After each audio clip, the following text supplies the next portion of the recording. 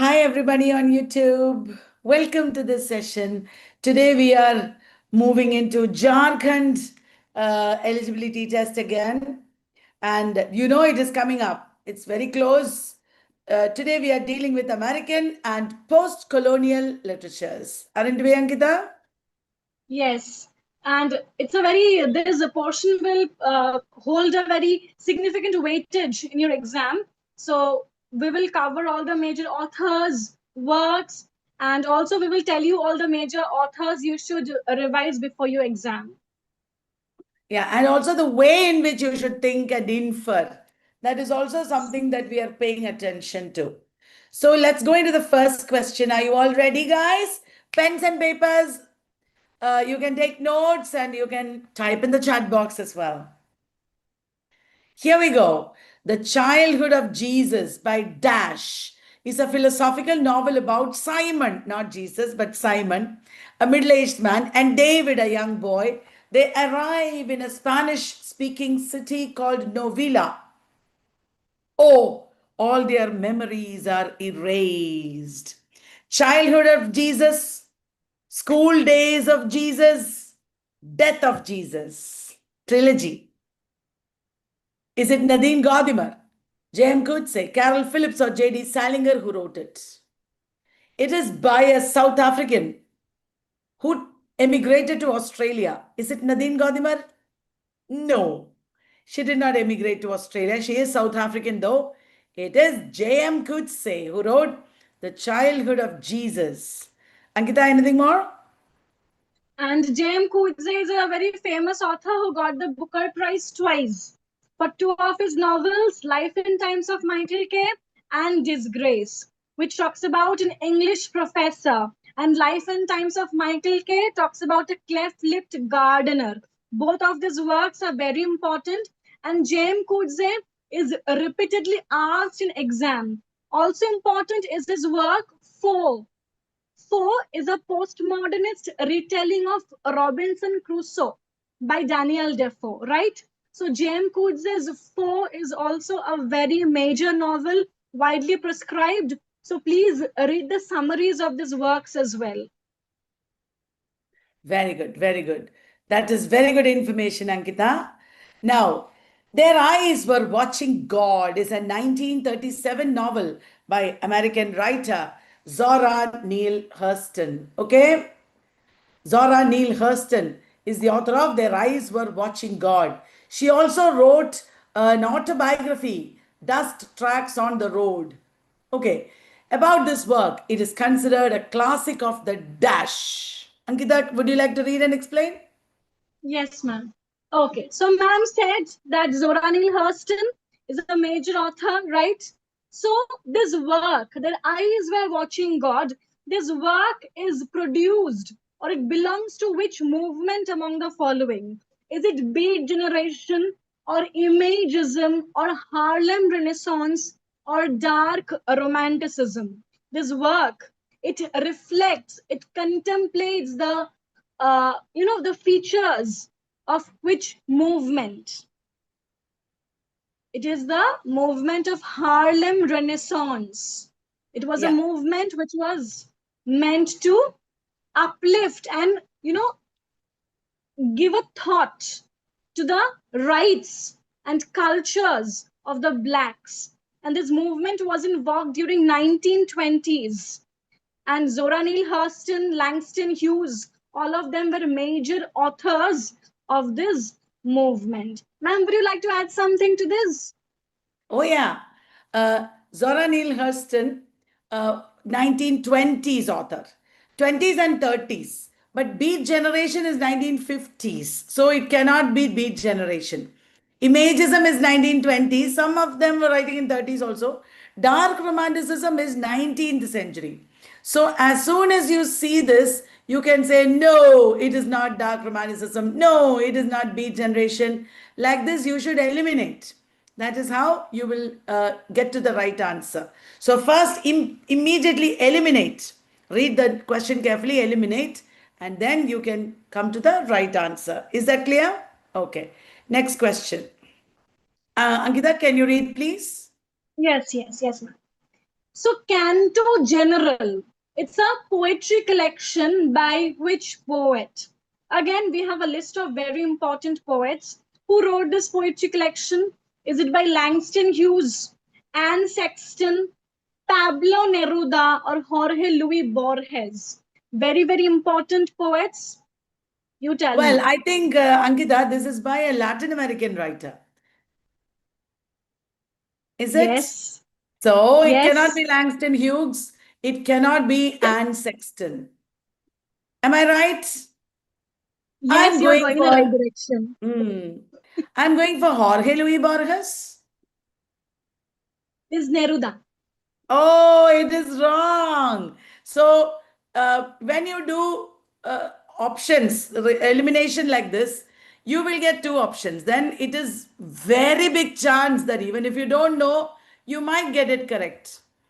When you don't know anything about this, what you should do, eliminate, because some questions you might intelligently guess, some options you might guess, and then you should click and maybe you will get it correct when you don't know anything. Pablo Neruda is a Chilean writer, and he has written a lot of major poems, including romantic poetry, Book of Twilight, Canto General, Tonight I Can Write the Saddest Lines. These are all world famous poems. And Jorge Luis Borges is Argentinian. He is not a poet actually, he is a short story writer. He has written a lot of very important postmodern short stories like fictions or fictioners, Ficciones, Labyrinths, The Library of Babel, The Garden of Forking Paths, The Aleph. These are all very major short stories by Jorge Luis Borges. So when I chose the answer, I should have remembered what that Neruda is the poet here. Jorge Luis Borges is not even a poet. It is he is primarily a short story writer, isn't it? So like that, basic knowledge can help you to guess correctly. All right, right. Shall we move on? Yes, yes. Okay, so it's Pablo Neruda. Now, Ankita, can you read? Huh, huh. Because I could not stop for death, he kindly stopped for me. The carriage held but just ourselves and immortality. Who wrote these lines? Again, very well known poet and her poetry. Is it Sylvia Plath, Adrienne Rich, Anne Sexton, or Emily Dickinson? Such language, such startling commentary on life is most often seen in poetry of Emily Dickinson, also known as the Belle or Nun of Amherst. Ma'am, would you like to say something? Oh yes. This poem is a revolutionary view of mortality because she's speaking in a very calm manner. She is not worried about her own death, and she's talking about it as if she likes it, because it is like a suitor taking her to her home. So, this is a very courteous suitor. Who is that? Death. And he's guiding his soul towards eternity. Her body is laid in a grave that is very small. It is very personal poem where death is personified, and this death is represented as a journey, a metaphorical journey of existence. It is suggested that life is completed by this journey. So, do you see a metaphysical element here, a metaphysical conceit?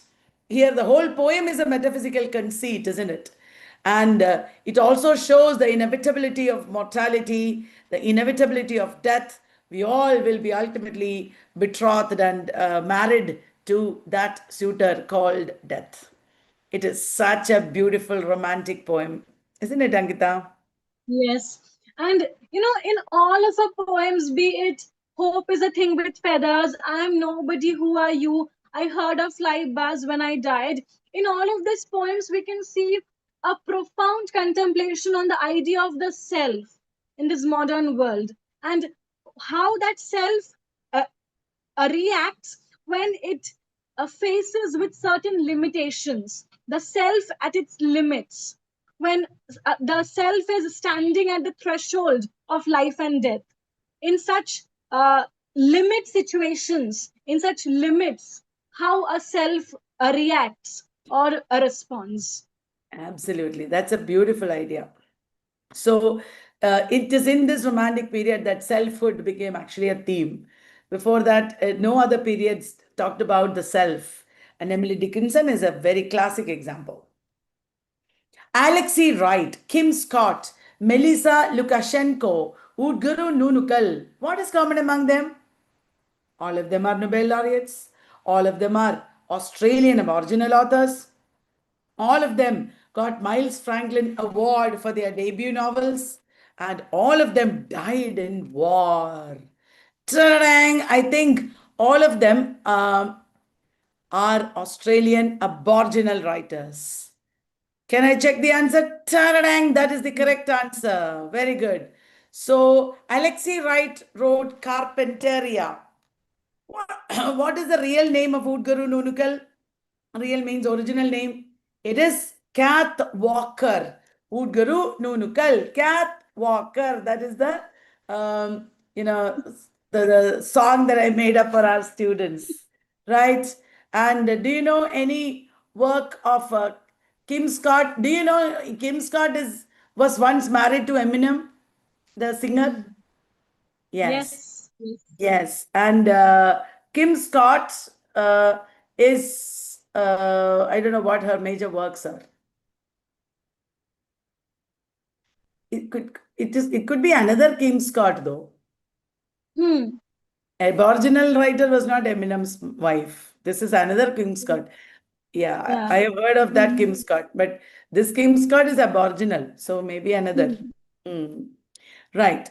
Jharkhand quiz series is there. Many people have joined this quiz series, and they are doing great practice. So those who want to join this quiz series may join now because it is running and it's going really well. So guys, please sign up, and it is not expensive. Creative Thinking and Writing course by Dr. Asajit Datta is going on. People who are doing the course are loving it. You can do it as a recording also. So there is no problem. You can still join, and it's only 500 rupees. It might change your life because it gives you a lot of strategies to write in this digital age and AI age. Ankita, over to you. Ma'am, before we start this question, many Yeah. students ask us the same thing. That Mhm. are these sessions will these sessions help those also who are preparing for their upcoming net exam? Obviously, because one thing, net contains everything. Net is about everything in English literature. And also, Jharkhand Eligibility Test has the same syllabus as net. So, do attend each and every session that we do on YouTube. Every session that we do on YouTube will ultimately help you with um, net also. Okay, right. Many people are passing, out of the total number of people who pass every net from Vallath, which is like 1,000 sometimes, um, almost 300 or 400 are people who are using only YouTube. Right. Ankita, you can read now. Okay, yes. Notebook of a Return to the Native Land. It's a surrealist poem by Dash, and it explores the poet's return to Martinique, confronting the degradation of colonial life. And this poem rejects colonial assimilation but pioneers the concept of negritude, which embraces Black identity, culture, and a resistance against oppression. So now you have a clue from this question. This poet was one of the founders of the negritude movement. So who can it be? Is it W.E.B. Du Bois, Leopold Sedar Senghor, Langston Hughes, or Aimé Césaire? It's a very widely prescribed poem of this author and scholar and poet. Notes of a Return to the Native Land is by Aimé Césaire, who also wrote Umabata. He's a Martinique poet. Umabata is based on Macbeth. No, Umabata is by Welcome Somi. Aimé Césaire wrote Une Tempête, based on Tempest. I got mixed up. Aimé Césaire wrote Une Tempête based on Tempest. Umabata is by Welcome Somi. Sorry for the mistake. Yeah. The Tree Ma'am, of which Man, theorist is there from Martinique? Which theorist? Frantz Fanon. Ah. Yeah. Frantz Fanon Okay. is also from Martinique. The Tree of Man, who wrote it?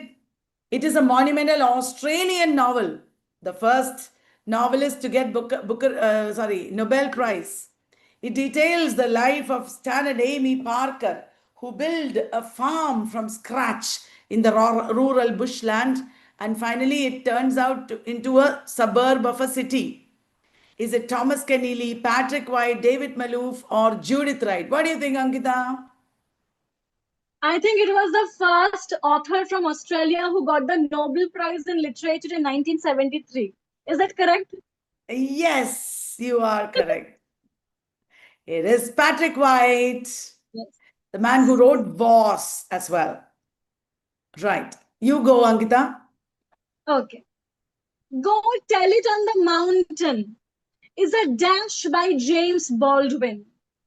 And this work tells the story of John Grimes, who is an intelligent teenager in 1930s Harlem. And this work also comments on his relation with his family and his church. So, what type of work is it? Is it a play, a poem, a semi autobiographical novel, or a short story? Please remember, James Baldwin is very important these days. So, all of his works are very important, but for now, what type of work is Go Tell It on the Mountain? It's a semi autobiographical novel. Also important is his work Giovanni's Room. Giovanni's Room is also extremely important. That is a PYQ as well, and it is about homosexuality. Mm. Right. Big question now, everybody. Statement one, in his essay, Tragedy and the Common Man, Arthur Miller argues that tragedy is inherently tied to the aristocracy and that ordinary people cannot achieve tragic stature. No, no, no. I think that's wrong. Statement two, Miller's Death of a Salesman features a non-linear narrative, blending the protagonist's past memories with the present to reveal the psychological decay caused by a flawed American dream. I think that's right. Do you agree, Ankita? So we have Yes. statement one is false, but statement two is true. Right. Death of a Salesman, 1949, is illustrated by this essay that he wrote, Tragedy and the Common Man. Okay, Ankita, over to you. Ma'am, you are teaching this play now today for UPPSC revision. I taught this today twice, Ankita. Today for Yeah. UPPSC revision, we taught Death of a Salesman. And also, I taught it in the net batch in Trivandrum. Yeah. In Ernakulam, I am yet to teach it. Yeah. So, 3 times we are talking about it. All right. Over to you, Ankita. No. Yeah. Okay. Again, a very important poet, widely asked, and you can expect questions from this poet, right? So, which of the following statements about Walt Whitman's poetic technique and themes is not true? So, you have to find out the wrong statement here, right? First, Whitman pioneeringly used free verse, which is characterized by long lines, anaphora, and a rhythmic quality that echoes the cadences of English Bible rather than traditional meter. Sounds right, because he was a pioneer of free verse. Next, in Song of Myself, Whitman adopts the person of the cosmos, very important, a seer who embraces the opposites, including good and bad, male and female as equal. This is a very important idea in many of his poems, like Once Self I Sing and other major works. His 1855 seminal work, Leaves of Grass, was immediately praised for its unconventional structure and celebration of the kernel by the American literary establishment. No, no, no, not immediately praised. It was actually a very controversial work, right? Lastly, in his later prose work, Democratic Vistas, Whitman critically analyzes American society, condemning the political culture of the Reconstruction era as saturated in corruption. That's correct. So here option C is wrong. His work was not immediately praised. It was rather condemned as controversial and corrupting influence for celebrating the carnal, the corporeal desires. Absolutely awesome. That is a lot of information. Walt Whitman is my personal favorite American poet because of the vibrance, the energy, the wonderful qualities that he shows of humanity. What a wonderful poet. But do you know he was a wheelchair user for the last many years of his life? Yeah. So we move on to the next one. Arrange the following novels in the correct chronology. Now, remember, these are all novels by Toni Morrison. Beloved, The Bluest Eye, Sula, and Song of Solomon. Definitely, guys, you know The Bluest Eye is the first. It was published in 1970. It is about a girl called Pecola. Immediately after that, he wrote Sula. So usually, Ankita, when there are options, if you know two of these, then you will be able to get the rest. Isn't Yes, it? yes, So we have correct. Bluest Eye in 1970, Sula in 1973, Song of Solomon 1977, and Beloved in 1987. So Song of Solomon and Beloved is exactly 10 years after that. That is awesome. So take a look at it. Bluest Eye 1970, Sula 1973, Song of Solomon, then Beloved. Beloved here is 1987. Exactly 10 years after that, we have God of Small Things, but it is not by Toni Morrison. Okay. Ankita, over to you. Ma'am, students find it very difficult, right, to answer these questions of chronology. So, what do you say? What should students do about this? And chronology Oh, that's questions a are so good question. important these days. Chronology is important these days. Do not wait to study chronology at the very end before the exam. When you study anything, study the year along with it. What happened before, after? What are the other things that happen? We actively promote a multidisciplinary and cross-connected technique. We have a chronology book here. I don't have it here right now, where all the major things that happened in British, American, Indian literatures, post-colonial literatures, criticism and theory, linguistics, everything is brought together. It is only a small priced book. It is not even pricey. Every single person who loves and studies literature should possess one. And you should write more details there. And when you read like this in cross connection, you will remember easily.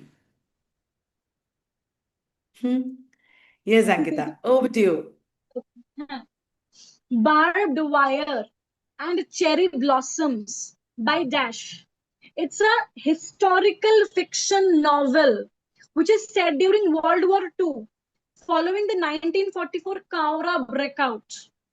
And it follows Hiroshi, a Japanese prisoner of war, hidden by an aboriginal family at Erambi Station.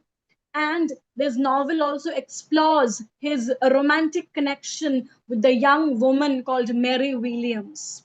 So, who wrote this novel? Is it by Sally Morgan, Jack Davis, Alexis Wright, or Anita Heiss? Again, all of them are very major Australian novelists. So, who wrote this work? It is by Anita Heiss, who wrote Barbed Wire and Cherry Blossoms. Please remember, all of them are very important novelists. At least some questions can be expected from their works, right? The years of these works, the settings, the characters of these works, all right? These days, Australian literature, Canadian literatures, it's very important. So please look up these authors really well. The most important work by Sally Morgan is My Place. The most important work by Jack Davis is Jagaradu. Alexei Wright is the author of Carpinteria, that is a woman. Jack Davis is the only man here, all the other three are women. Alexei Wright wrote Carpinteria. Sorry, Alexei Wright, Carpinteria, correct. So remember, guys, Those who are preparing for NET or Jharkhand eligibility test or HSST, all of you come to us. We have quiz series. And also we have a crash course running for HSST, and we'll have it for NET also very soon. Join Vallath because it's a great investment. With one course, you will be able to pass many exams.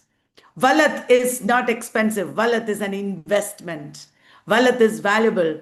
All our courses, all our materials, everything, including the voluminous material that we have online for free. I challenge you this. There is no other coaching center in the country that gives so much material. We are proud to be the largest and biggest coaching center in that also. So take anything you want from us, whether it's free or paid, but take it because your life will change. We will give you the best and it will help you forever. Do you agree, Ankita? Absolutely. And I love the rigorous training. You know, how we teach people to learn and think, and how this training is done over the months through so many teachers, so many mentors.